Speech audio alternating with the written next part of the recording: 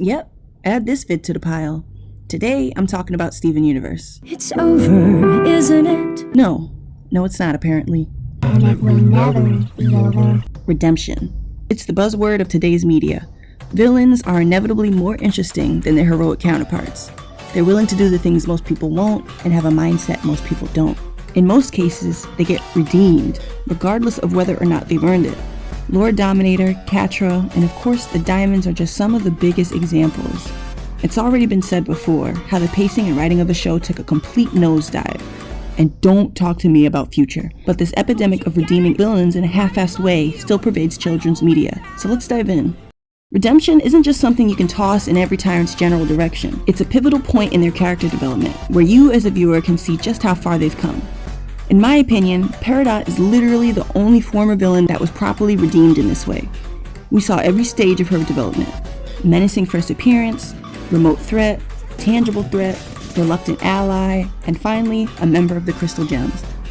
Not that there was any real interaction between her and the other gems. But anyway, yeah, this was why Peridot ended up being many fans' favorite. We saw her growth in real time. But the Diamonds, the big bads of the show who were first mentioned at the tail end of season 1 and hyped up for so long, they got nothing but a few minutes of screen time and a slap on the wrist for the immeasurable devastation they caused. And to add insult to injury, the show spins it so that we empathize with them and forget to empathize with the millions of gems they have indoctrinated, the countless planets they colonized, and the trillions of lives they destroyed. The consequence of shattering is made moot in the final season, when Yellow Diamond can suddenly somehow reverse it. All stakes are removed for the sake of making the Diamond's atrocities a little less atrocious. That's not redemption, that's just...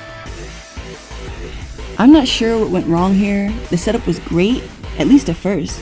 Too many episodes were dedicated to the wrong things after season 2, not to mention the obnoxious hiatuses that wore on viewers' interest. The priorities were mixed up, and it felt like the story was being written as the show went along. I know it wasn't, at least for the most part, but the plot was so choppy and wishy-washy with what it wanted to focus on that it felt that way more times than not. So let's break down the poor development of each diamond, starting with Pink. Ooh-wee, Pink. When I first saw that revelation, I was all for it, but as the time passed, it began to make less and less sense.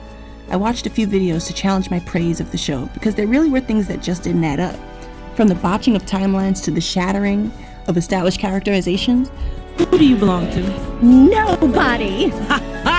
So, for my last order to you as a diamond, please, let's never speak of this again. The show really seemed to want you to hate Pink. She started as this mysterious, near angelic being we were all curious to know more about. Can't both and as we peeled back the layers, we saw her flaws, which was good. There's no such thing as a perfect person. But it just kept getting worse and worse. From her extremely questionable relationship with Pearl, to the duplicitous war, to the countless gems she hurt and or manipulated on and off Earth, she really ended up being one of the most irredeemable characters of the show. And what's terrible is we saw her development backwards. So we literally end the show with the worst version of herself.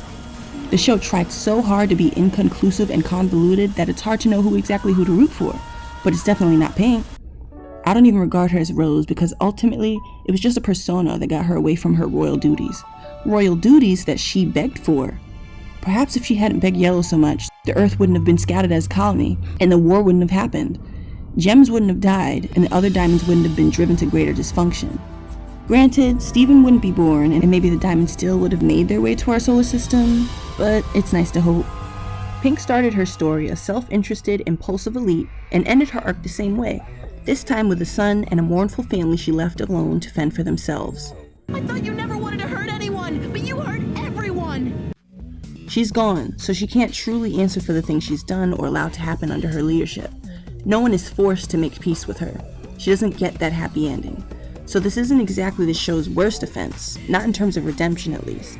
Now we move on to Yellow. Oh, we were all hyped when we first saw her on the screen. That first really big threat, now with a face to the name. She was gonna be bad.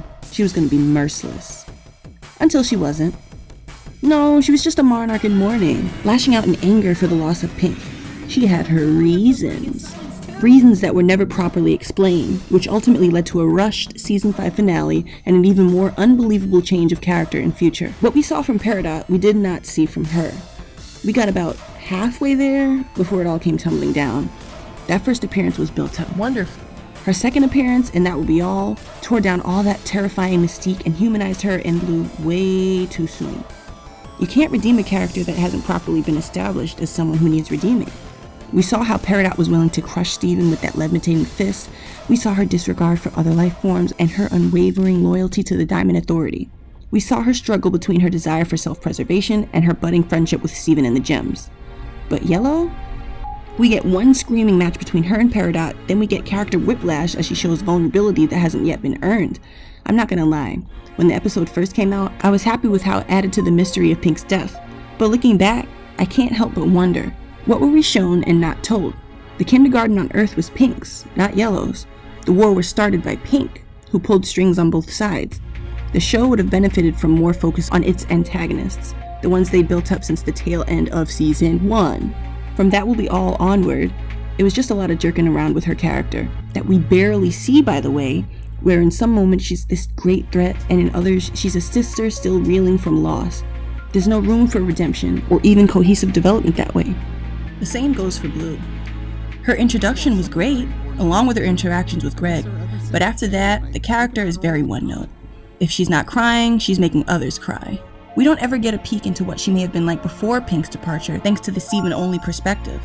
As a result, she's not all that intimidating, and not a very good villain. Not until the end of the series do we even get to see how the Diamonds run Homeworld, or even what Homeworld looks like, which is crazy to me. All we see and all we know up to that point is hearsay and magical visions, still ambiguous and still convoluted.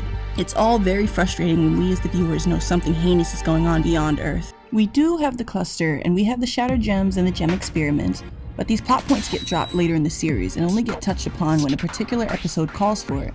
Just how important is it when we get one episode of actual plot and 15 towny episodes that do nothing to build the universe of Steven Universe? So many missed opportunities.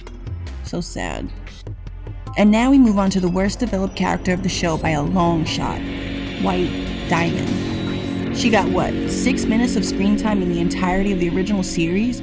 But she's the worst of the worst, and you should fear her. What's worse is the show dumps all the onus on her for the other Diamond's actions for thousands of millennia. It's just an endless game of whodunit. Who's really to blame? And we don't even get an answer to that. If the Diamonds made the Gems, who made the Diamonds? What caused this cycle of abuse and suffering and war? Why should we give a damn about White? As someone who sat through every hiatus, suffered through every Steven bomb, knowing I'd have to wait another 7+ months for another batch of episodes that were most likely irrelevant to the main plot, I need to let you know it's torture. It's torture to see something with so much potential fall flat in all the worst ways. If not any other Diamond, White Diamond could have been truly irredeemable, someone the entire team had to band together to fight. A threat that shows there are just some things you can't come back from, some things that are truly evil. But no. White was simply oblivious to all the pain she caused. Change Your Mind comes along and suddenly the Diamonds are remorseful. They hate what they're doing, they don't enjoy it, they never enjoyed it. No such thing was shown in any episode prior. We were too preoccupied with the amazing world of Sadie's band or of Steven and Connie's totally avoidable breakup. We were attached to Steven at all times when we could have been shown why Yellow is as cold as she is, or why Blue is taking Pink's death so much harder. We could have gotten that peek under the mask after it was established just how powerful they are and how far their influences reach. We could have gotten to see what it takes to manage Homeworld, what the Gems under them think about them, how torturous or beneficial it is to live under such a regime. But no. I know the movie and future tried to establish the nuance and shakiness of Steven's relationship with the Diamonds, but it wasn't done all that well, and I'm being nice here. It was doomed from the start, since literally none of the Diamonds had proper development.